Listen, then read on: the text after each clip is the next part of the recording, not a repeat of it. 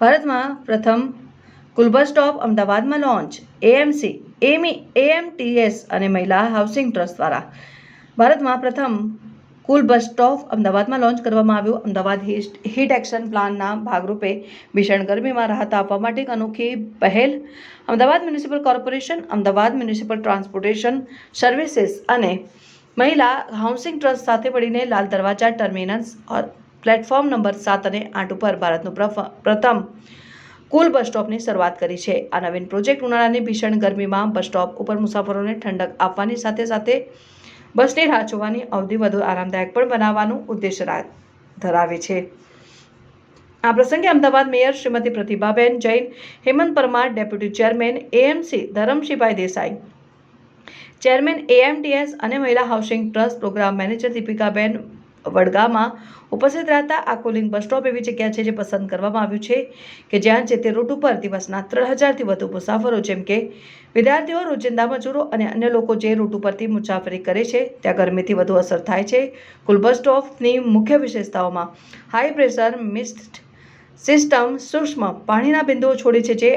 આસપાસની હવાના તાપમાનને 6 થી 7 ડિગ્રી સેલ્સિયસ સુધી ઘટાડે છે.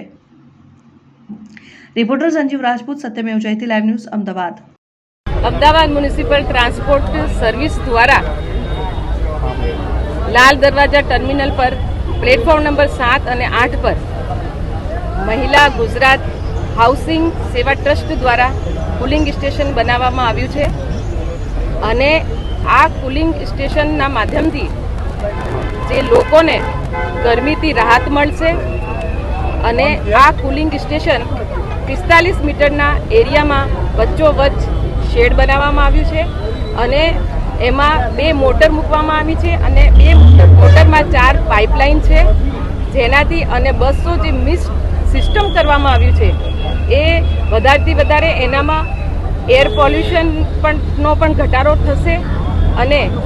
લોકોને જે આ ગરમીના દિવસોમાં જે લૂ લાગવાની અને જે અનેકાનેક ગરમીના તાપના લીધે જે બીમારીઓ થાય છે એનાથી પણ લોકોને રાહત મળશે